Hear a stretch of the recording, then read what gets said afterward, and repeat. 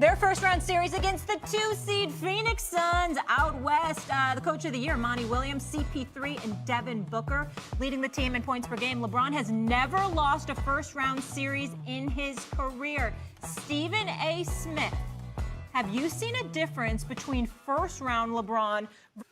To me, it's all about the durability. I don't believe that LeBron James is healthy. He's not even close to 100%.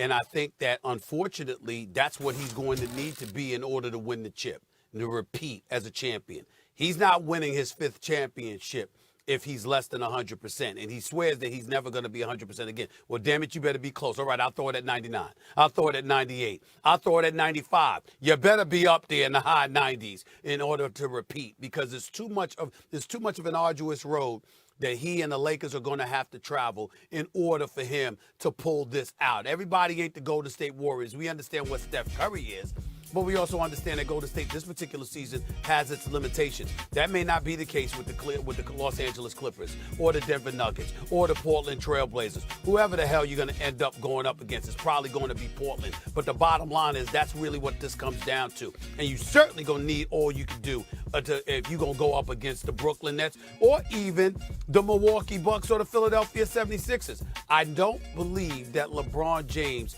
is healthy right now. Hopefully he can get it together. But right now, durability is a huge, huge, huge question mark. And that's my concern with him right now. So wait, so is your concern that he's going to be worse off early because he's hurt, or as the playoffs go on, it's going to get worn down even more? So he'll be better. As the playoffs go on, he's going to get worn down even more. That's possible. I mean, that's possible that happens. I think if the Clippers were avoiding the Lakers in the first round, that's probably that's probably entered their minds and factored into their thinking. I think if you saw that playing game against Golden State, though, Clippers made a mistake. Get them early while they're cold. Don't wait for them to get ahead of steam. Because Stephen A., LeBron, to me, it has nothing to do with whether it's early or late in the playoffs. It simply has to do with how much they need him. With the exception of the series in Dallas, the first time he'd been to a finals with a chance to win, because he dragged the Cleveland team, what was that, 07, kicking and screaming to the finals. They had no business in the finals. They had no shot. But that Miami team was supposed to win, and because LeBron choked, an all-time choke job, fourth quarter, didn't want the ball, they lost. That's the only time I saw LeBron really choke. Otherwise, he's been, and he was learning. He just got there. Whose team is it? Him or Dwayne Wade? All that stuff. Since then, he has been one of the great clutch players in any sport you ever want to see. He's come through so many times, it's even hard to remember them. And it's not about whether it's early in the playoffs or late. It's about when they need him to do it. And it's also not just about scoring the ball. And it's also not just about offense. LeBron has some of the most memorable defensive plays not just in the finals, throughout the playoffs. He's had some of the most incredible defensive assignments for a guy where you're like, wait, he's guarding the point guard, and the point guard is the fastest thing on 2 feet, and LeBron's a forward, and he's guarding that dude? He will do whatever his team needs to do to be successful, whether it's early or late. I don't see a difference between early playoffs LeBron and late playoffs LeBron. And Stephen A., I appreciate your point that maybe he gets worn down, or maybe if they can finish off some series early, he can get a little rest, heal up, and get ahead of steam going, and get the chemistry and the rhythm right with the team, and integrate Schroeder and AD properly, and be more dangerous as it goes on. I get where you're coming from. I mean, listen, like I said, LeBron James hasn't given us any reason to doubt him, but we haven't seen LeBron in this situation in the playoffs. The closest we've seen LeBron to this situation is when he caught those cramps against San Antonio in the finals when the AC, as DJ Khaled came on the show and said, the AC ain't working. You know what I'm saying? They don't love you no more. They don't love you no more. They remember DJ Khaled came on First Take and said that years ago in South Beach, talking about the AC being compromised and all of that other stuff. And LeBron caught those cramps, okay? He wasn't the same. They lost that series. We get all of that. But in the end, what it comes down to is this. I think on a serious note, as it pertains to injury, we've never seen LeBron come into a postseason looking this way. Yeah, he turned it on in the second half, but I was there for that game the other night, Max. That first half, I mean, he was awful. And Anthony Davis was awful too.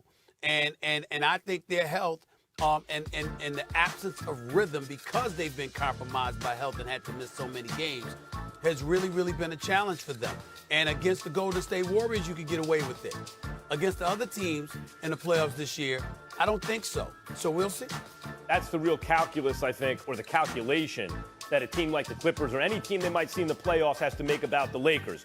Do you think that they'll be more hurt later on because they have to play on these nagging injuries? And does that make it better to get them later? Or does the chemistry offset that? Because they haven't played together a lot recently, that they'll integrate all the pieces right, get a head of steam going, get the rhythm going, and that'll offset whatever, kind of drawback injuries have over time. I don't know the answer to that question. If I were a team, I'd rather catch the Lakers early than late. I think once they get into a rhythm, they'll be able to deal with whatever nagging injuries. But I would rather catch them cold early than deal with them late. Stephen A., tell me this, because I know you are concerned about the health, obviously, and we know the Suns are legit. They're the 2 seed. How much or what exactly do you need to see from Anthony Davis so they can get the job done here? He's got to be a man amongst boys. I don't want to see Anthony Davis just shooting jump shots. I'm not saying that can't be a part of his repertoire. But Anthony Davis is a formidable presence on the front court with his back to the basket, in the post, schooling cats. And defensively, obviously, he's a shot blocker as well. He needs to be a dominant big man. He can't give DeAndre Ayton any life. He can't allow that young man to believe he belongs on a court with Anthony Davis throughout this series. And Chris Paul and those boys have been in DeAndre Ayton's ear and preaching to him about how important he is to the success of this team. They don't have a shot at winning it all if DeAndre Ayton doesn't show up against the big boys in the West. Anthony Davis, Jokic, Rudy Gobert, and others. DeAndre Ayton has to have a presence, and they know it. Anthony Davis has to kill that before he gets any kind of momentum whatsoever, or it could give Phoenix even more life than we realize, and they could end up winning this series. No debate there. All right. Game 1, Saturday, 3:30. Here for all that. All right, guys, when we come back. Another triple-double. Dude, how many times have I had to say it? The most athletic point guard in the history of basketball, a surefire future Hall of Famer, first ballot as far as I'm concerned, and we're celebrating him making it to the playoffs. I would remind Russell Westbrook and anybody else that wants to support his position that at the time that people were down on them, it would have something to do with the fact that they were the 13th seed in the Eastern Conference and 15 games below 500. That might have something to do with why people had doubts. Okay, I'm just saying. All right. Now, credit to him, to Scott Brooks, to their young squad with some talent on there, and of course, Bradley Beal, for them doing what they did going at 17-6 to close out the season and getting themselves in position to make the playoffs, and then showing up last night and making a lie to me, because I thought the Indiana Pacers would be a hell of a lot better than that. But Russell Westbrook has destroyed them this season, and more power to him. He did it again last night as far as I'm concerned. Here's the thing. Russell Westbrook, everybody talks about the Wizards like there's this team that's never been in the playoffs. Prior to the last 2 seasons when they were ravaged by injury, particularly to John Wall, the Washington Wizards had made the playoffs 4 times in 5 years. They had gone to Game 7 of an Eastern Conference semifinals against Boston. It wasn't like they were off the radar or something like that. Now, Russell Westbrook's arrival definitely has elevated them, and we appreciate that.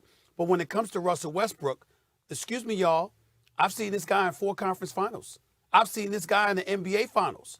But since Kevin Durant has departed from Oklahoma City, Russell Westbrook has been out of the first round in 3 of the 4 years. And last year he went to the semifinals. He had COVID and all of that other stuff, playing with James Harden in Houston, and was a man amongst boys. He gave it all he had, but they couldn't beat LeBron and the Lakers.